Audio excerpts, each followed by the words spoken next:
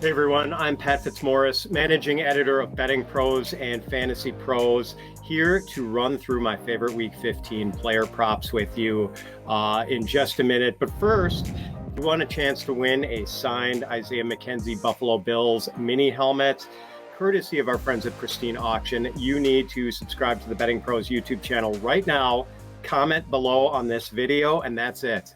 We will be announcing a winner right here on the channel, so make sure you turn those notifications on so that you can be alerted when new episodes are posted and to claim your prize. All right, let's get into the Week 15 player props. Coming off a 4-2 week, we're 15-5 over the last 3 weeks, and on the season, we are 58-39, just a shade under 60%.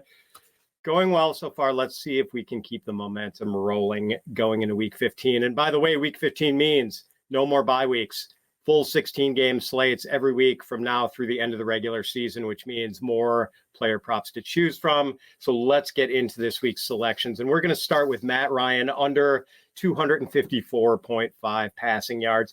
Since being reinstated as the Colts starting quarterback in Week 10, Ryan has failed to clear this number in 4 out of 4 games, and he has not come within 20 yards of it in those last 4 games. Ryan's averaging 216.8 passing yards over his last 4 starts.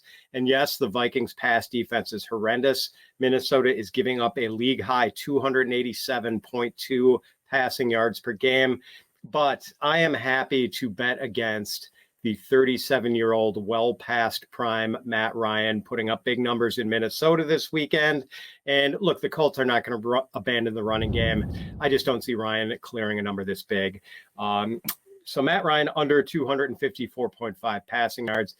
We're going to go over with Josh Allen on 1.5 touchdown passes.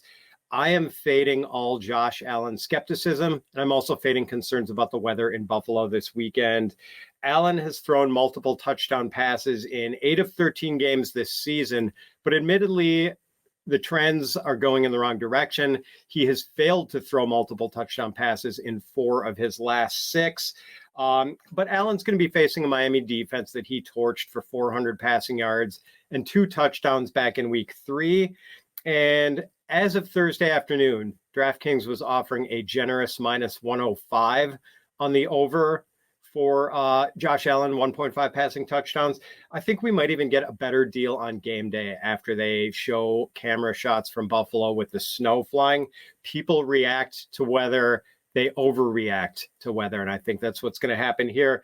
Look, it's not going to be a blizzard. Yes, there's going to be snow in Buffalo, but it's not going to be anything that's going to affect passing conditions. And the wind is going to be 10 to 15 miles an hour, which is not an impactful wind whatsoever.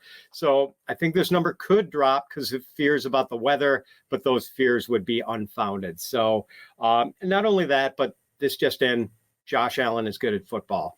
And maybe this line reflects concerns about the status of Allen's right elbow, but he revealed on the Pat McAfee show this week that doctors initially told him that he would miss 2 to 4 weeks. That was 6 weeks ago. So he is past the points, past the range that doctors were initially concerned about. So even if he had been shut down for a while, he would have been back by now. And if the injury is affecting Allen's accuracy or velocity, I have not seen it while watching the Bills in recent weeks. So Josh Allen over 1.5 touchdown passes.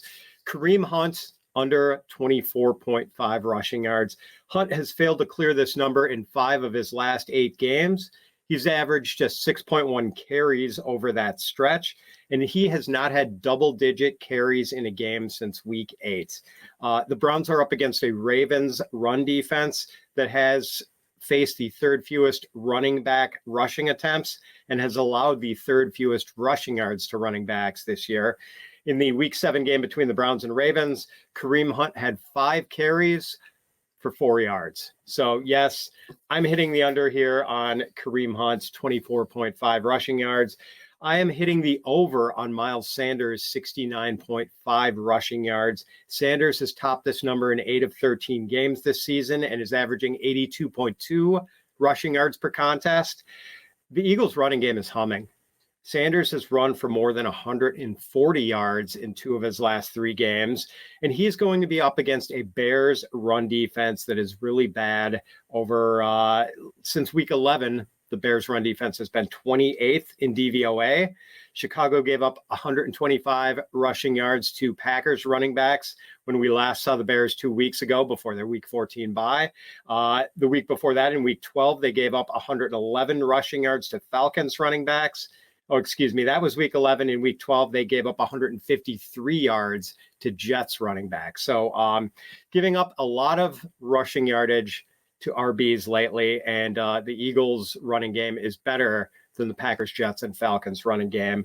The Eagles offensive line is number 1 in the Fantasy Pros internal power rankings, and the Bears defensive front is number 32. This is an epic mismatch, and I expect Miles Sanders to take full advantage. Bet the over on 69.5 rushing yards.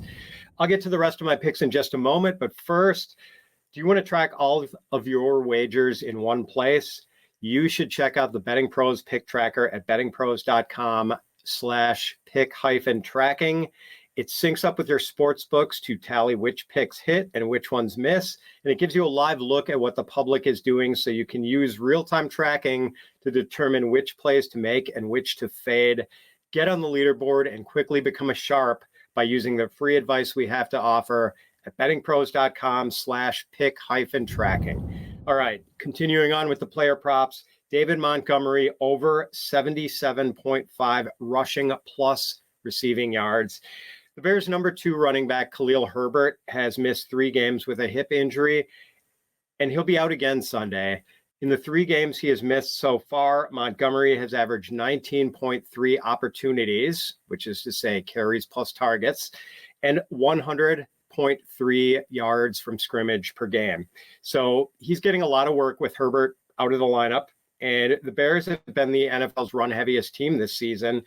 They're certainly not going to abandon the run against the Eagles, who have one of the best passing defenses in the league.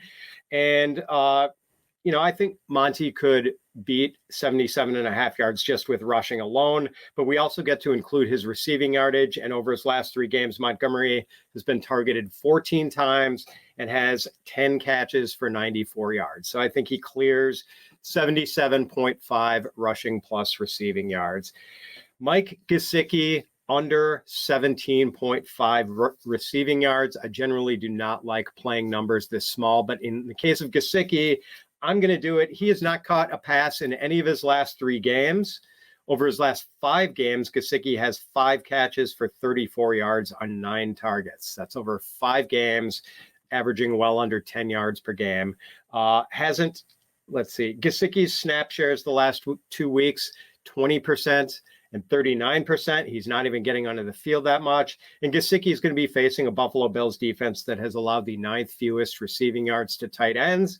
The Bills are giving up 8.0 yards per catch to tight ends and just 5.3 yards per target. Mike Gesicki under 17.5 receiving yards.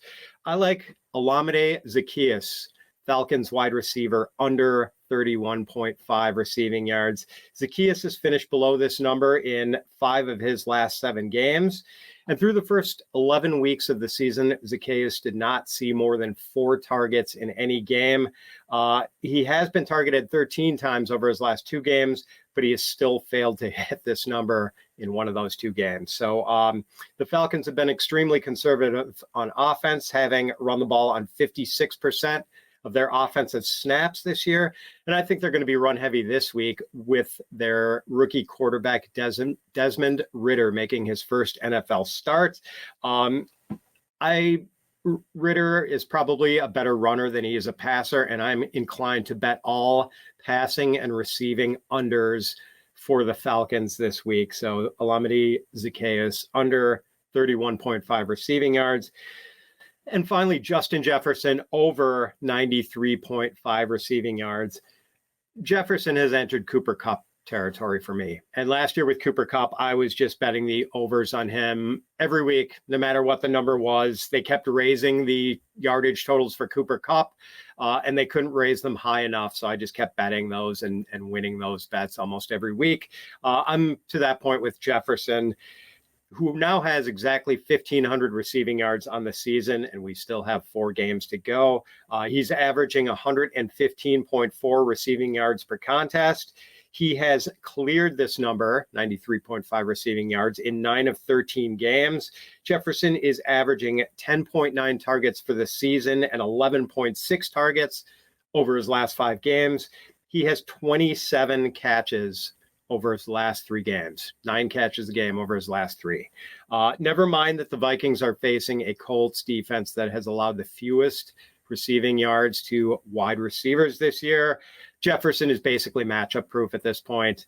I am hitting the over on 93.5 receiving yards. So just to recap all of this week's bets, Matt Ryan under 254.5 passing yards, Josh Allen over 1.5 touchdown passes, Kareem Hunt under 24.5 rushing yards, Miles Sanders over 69.5 rushing yards, David Montgomery over 77.5 rushing plus receiving yards, Mike Gesicki under 17.5 receiving yards, Olamide Zaccheaus under 31.5 rushing yards, and Justin Jefferson over 93.5 receiving yards. That's going to do it for this week's player props video. Good luck to all of you this week with all your wagers, and we will see you again next week.